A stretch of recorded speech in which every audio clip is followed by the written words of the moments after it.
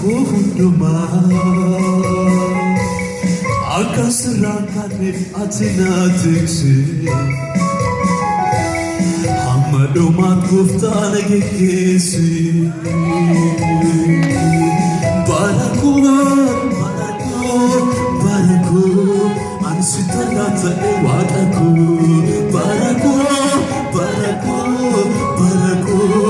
ansitanata ewataku